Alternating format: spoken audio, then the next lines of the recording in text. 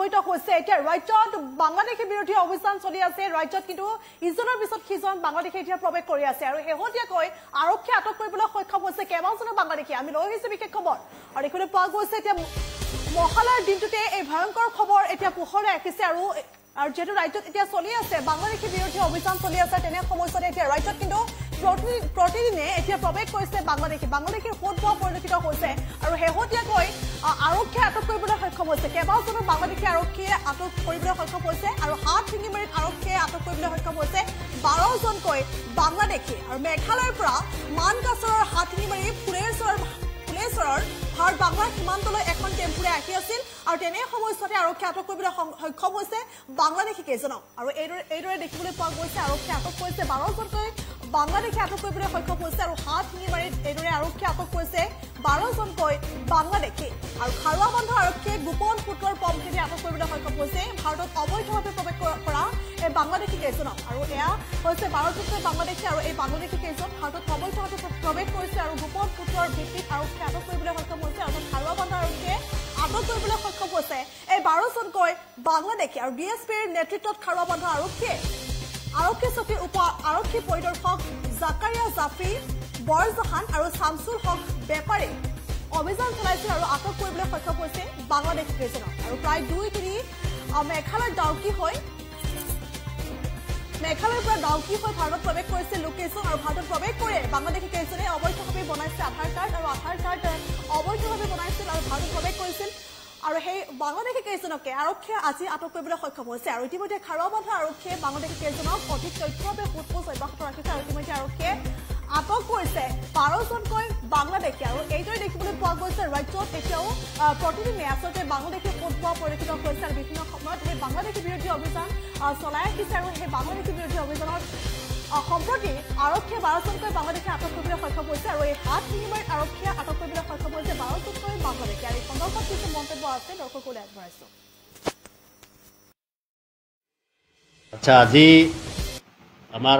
সন্ধিয়া প্ৰত্যেক দিনতে আমাৰ থানা ফালৰ পৰা মানে আমাৰ আউটপোষ্ট খাৰুৱাবন্ধ আউটপোষ্ট ইয়াতে আমাৰ ডিষ্ট্ৰিক্ট হেডকোৱাৰ্টাৰ আৰু ইয়াৰ পৰা সদায় প্ৰত্যেক সন্ধিয়া আমি এটা পাৰ্টি পেট্ৰলিং কাৰণে পঠাওঁ আজি পেট্ৰলিঙত আমাৰ ডিএছপি ডিএছবি এখেতৰ লিডাৰশ্বিপত পেট্ৰলিং যাওঁতে আমাৰ বৰ্ডাৰ এৰিয়া তাতে আমাৰ 12জন বাংলাদেশী নেশ্যনেল তাত এপ্ৰিহেণ্ড কৰা হৈছে আৰু লগে লগে সিহঁতক থানা আনি পেলাই আমি ইয়াতে সোধপোছ কৰিলোঁ তেন্তে প্ৰায়ভাগ কৈছে যে আমি মেঘালয়ত ডাউকি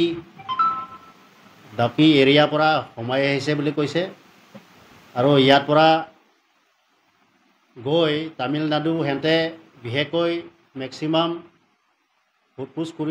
কৰোঁতে সিহঁতে কৈছে মেক্সিমামটো টেইলৰিং কাম আৰু মিস্ত্ৰী কাম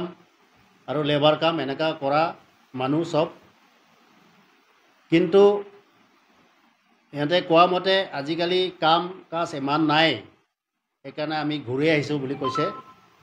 ঘূৰি আহি পেলাই আমাৰ এৰিয়াত আমি ধৰাটো কৰিলোঁ ধৰিলোঁ আমি তাৰপাছত সিহঁতে এইটোৱে চেষ্টা কৰিব বা চেষ্টা কৰি আছে যাতে ইয়াত ক'ৰবাত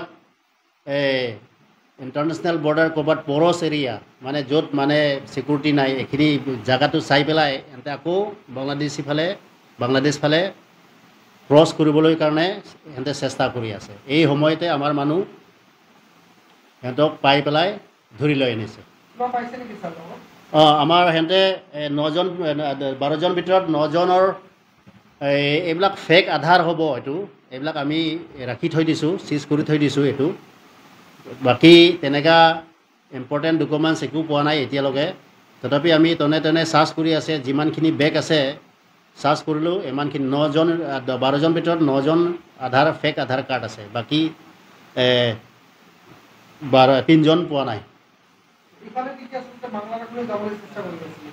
সিহঁতে কোৱা মতে আমি আকৌ বাংলাদেশ ফালে ঘূৰি যাম বুলি এইফালে আহিছে বুলি কৈছে আৰু